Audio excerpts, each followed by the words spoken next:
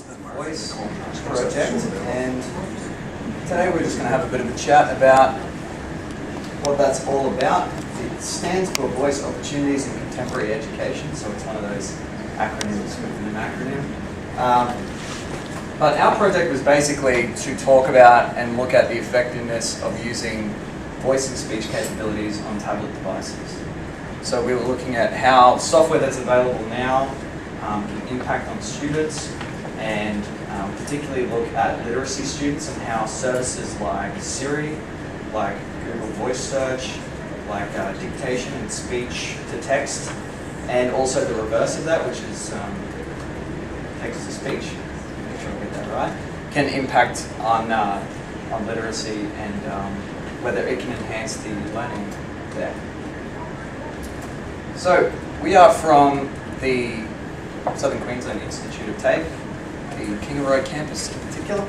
By the way, I should do proper introductions. My name is James Croft, and this is our teacher, Elena Sullivan. She's going to be talking about the education side in just a sec, but I'm going to do a little bit of technical stuff and then we'll head on into that.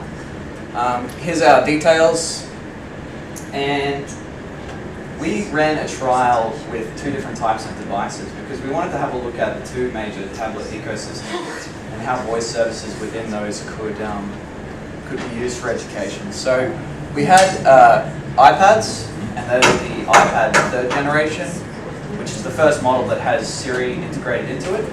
And we also had on the Android side the Nexus 7 tablets. So these were given to the students in a classroom share arrangement.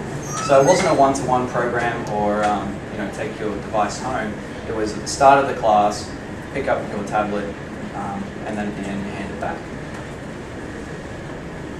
So as I said, we looked at 4 different categories. First up, we looked at voice commands.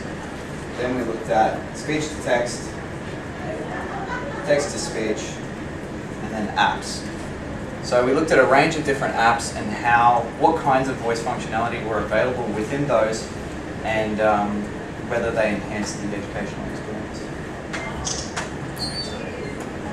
So Siri was sort of the first thing that I wanted to talk about, because Siri is one of those things where I think when it first came out, the iPhone 4S was the first model of iOS device that supported it. A lot of people got a lot of use out of it. And in an educational context, there are definitely some things you can do with Siri that are interesting. You can use a lot of the native apps within the iOS ecosystem. So you can do things like send an email, you can send an iMessage, you can add calendar dates, you can manage and distribute your task list, you can add entries to your calendar. And we found that on the whole, like if I had to sum up Siri, it was that it's really good for using your device with voice.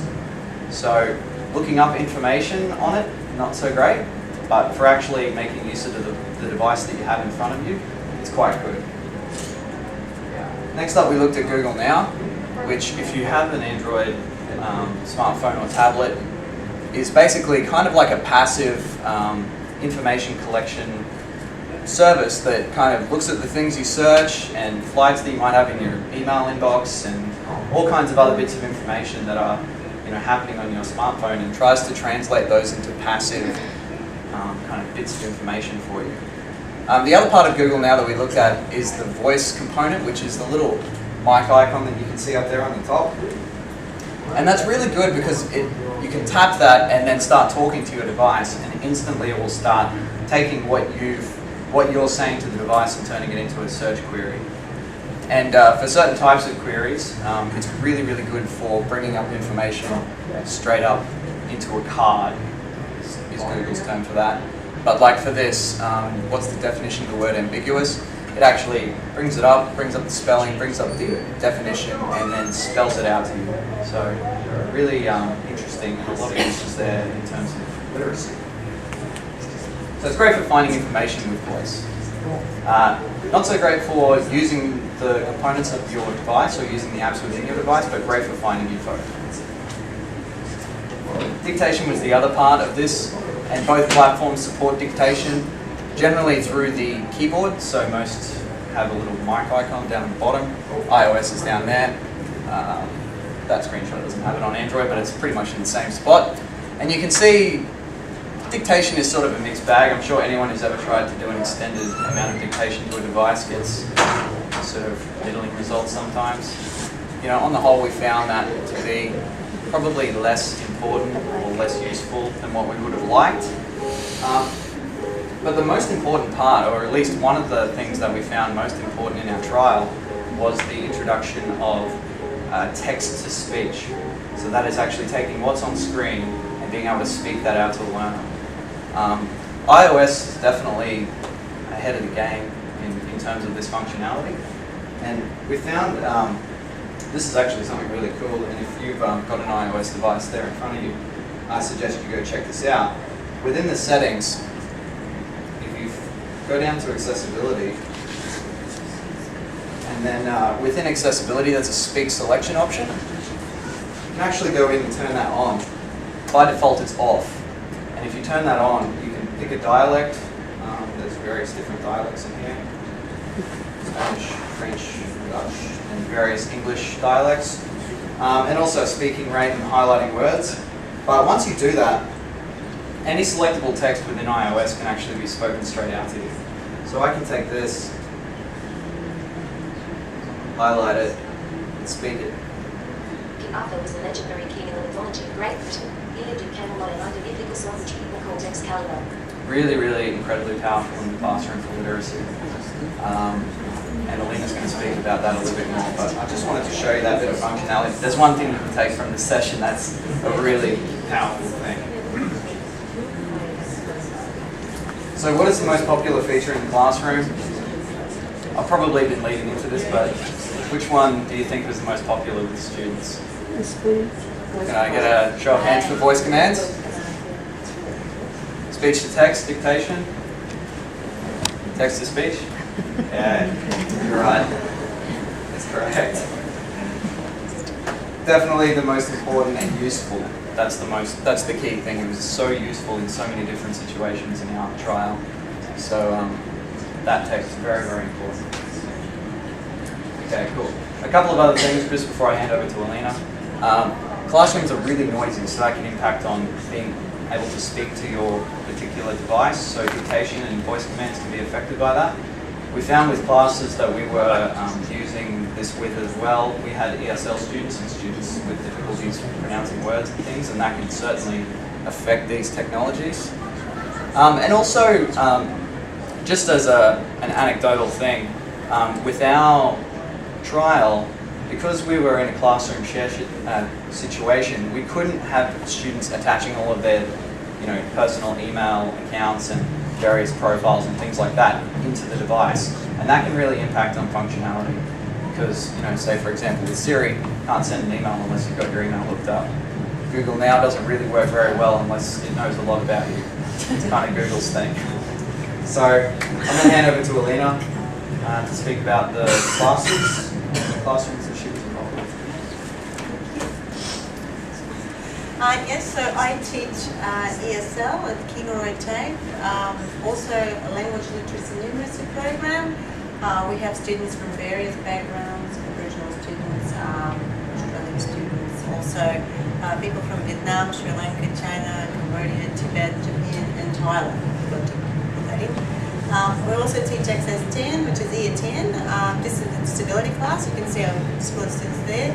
Also learning support, so these are people who are doing aged care or a childcare certificate, for instance, and need extra support to help them through, or apprentices doing electrical or other trades. Also, we do computer literacy for older students, so different age group. Okay, well, everybody loved the iPads. They were all very excited and very happy to use them. Not so much the little Nexus tablets. They didn't really connect with those very much. They really liked the iPads. They found them a lot easier to use. They were all the same, all of them were the same. They found with the Nexus, it was a bit, you had to fiddle around too much with it, and they just didn't know where to go, what to do with them. So they found that a bit harder to adjust to. So these are our students, and they, as you can see, having fun and doing projects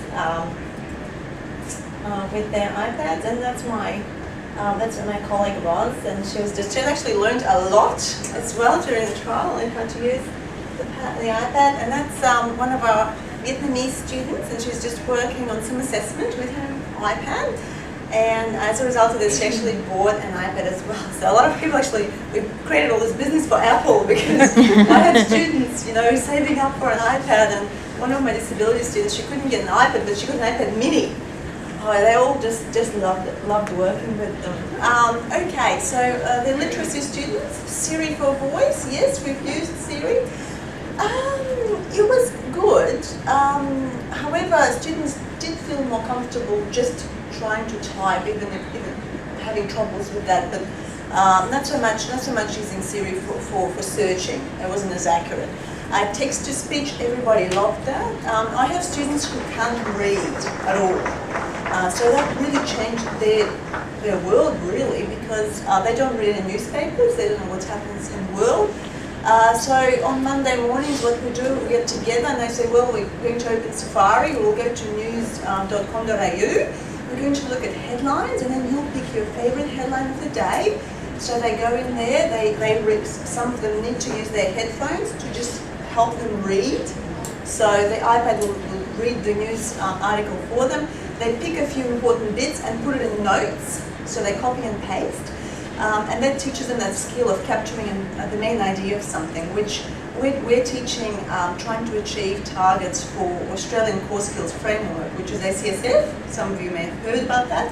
And to achieve that, one of the indicators is actually learning skills. So the ability to capture the main idea of something we take, some of us may take for granted, but for students, that's really important to learn.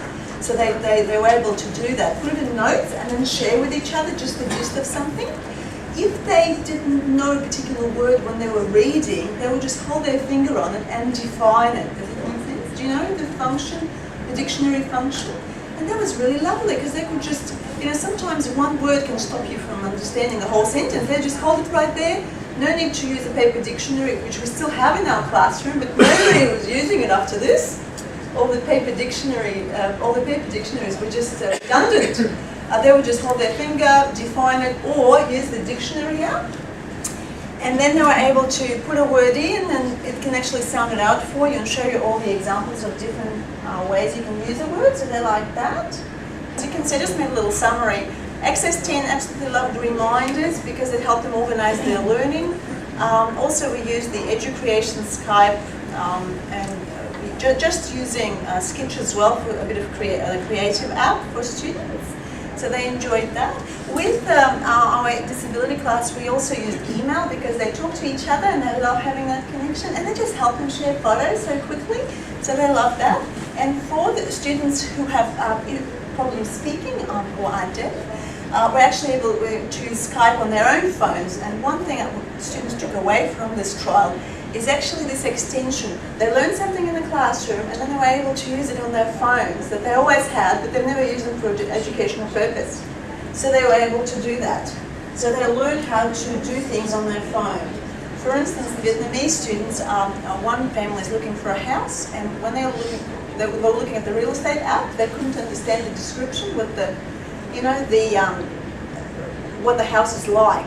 So they would actually use the Speak to let it talk to them first and put it in Google Translate and translate it into Vietnamese. That's amazing. And one of my students from the Vietnamese community actually can't read in Vietnamese either. So that was really good. It would actually read it to him in Vietnamese and in English. So it was really good. So the Google Translate app is very, very useful for them as well.